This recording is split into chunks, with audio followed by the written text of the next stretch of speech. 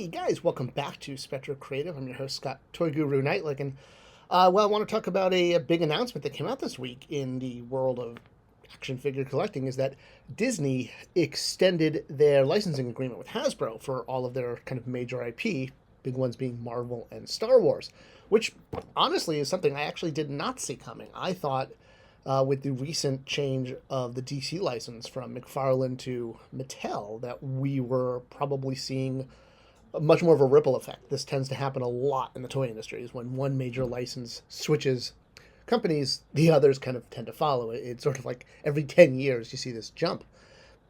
And honestly, I actually thought McFarlane was going to be teed up to take the Marvel license after they kind of get their foot in the door with the staction figures, or the non-articulated Marvel covers in different scales they've been doing.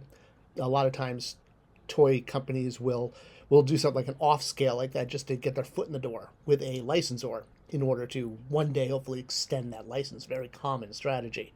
So I was kind of trying to read the tea leaves on that one, but couldn't have been more wrong, because Hasbro is continuing with the two major brands, and that brings a lot to talk about, because we're dealing with obviously increased prices, possibility of tariffs affecting those prices. Let's wait and kind of see on that one. It still exists in a month.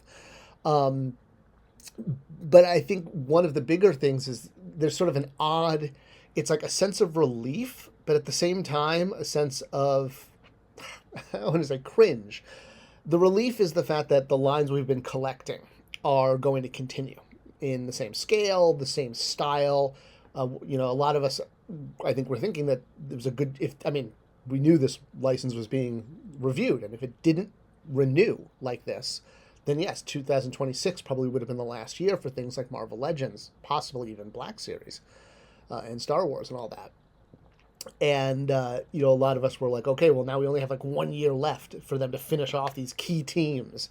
There's so many teams that are like one or two characters away from being complete. And that's kind of the payoff of why we collect, is so we can have a shelf that's complete. And for a lot of us with crazy OCD, a shelf that's complete from one toy company. Yes, I know, some of us like to mix and match, throw in some SF Figure Arts or Mafex, things like that. But I'm kind of a purist where I like kind of one company on my shelf, says the guy with Toy Biz and Hasbro mixed. All right, another story for another time. So on one hand, there's that sense of relief that, okay, 2026 is not the end. We are still going to get figures, and now, I don't feel like, okay, my X-Force 1992 team is going to lack Feral forever. Or maybe they'll finally actually do a comic book version of Spot, and then I can start placating for a comic version of Hive, the bee guy. That's going to be my next one after they make Spot. You got to have somebody. You got to get on board with something. Just ask Ice Cream Maker Guy and the fans that made that happen.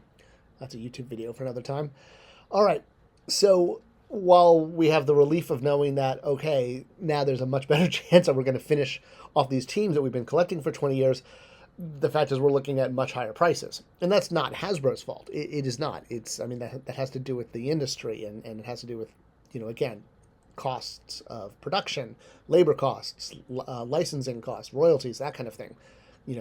Again, I was so glad that Chris Cox, the CEO of Hasbro, a few months ago or weeks ago, did a interview with Yahoo Finance where he talked about this. And it's like, yeah, Hasbro and Mattel are not lining their pockets with action figure margin operating profits, especially licensed properties.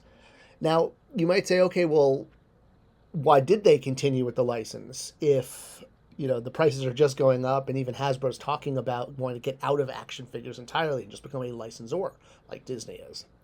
And part of the reason is, well, big toy companies don't want to allow other toy companies to get, a significant foot in the door. I mean, look at the way Mattel tried to shut down McFarlane toys when they first launched, and they were called Todd toys. McFarlane gave them a cease and desist because they said Todd is a character in the Barbie line, technically so. Technically correct, the best kind of correct. And so, that was going to shut down the toy company. No, he just changed the name from Todd Toys to McFarlane Toys. But it's a perfect illustration of how toy companies do aggressively defend their space at retail.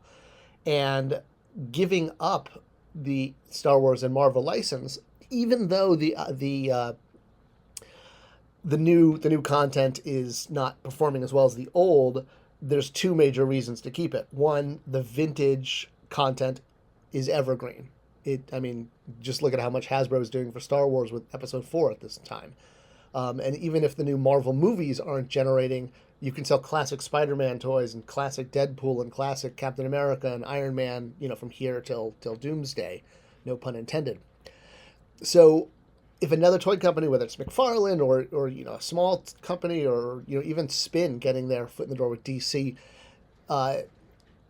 this it gives those companies a competitive advantage. So it's often you'll retain a license almost just to block other companies from getting a relationship with that licensor. So yeah, this stuff happens all the time. So yeah, it's been a really crazy week, and I was really expecting Marvel to change. I'm glad it's not, because I want to finish my Marvel Legends. I'm glad Star Wars is staying where it is because I want my Simaloo, and if I have to buy a Death Star HasLab giant playset to get him, maybe I will. But I'd love your guys' thoughts. Are you relieved that Hasbro is continuing? Are you? Is it? Again, it's kind of like a bittersweet. Yeah, they're continuing, but how much are they going to cost now? And I guess we'll have to cross that bridge as we go there. All right. Thanks for watching. Thanks for sharing. It's always the best way to support this channel, and I appreciate it. And go check out my book, Nile Quest, now on sale on Amazon. And thanks for sharing the video, and I'll see you guys in the next one.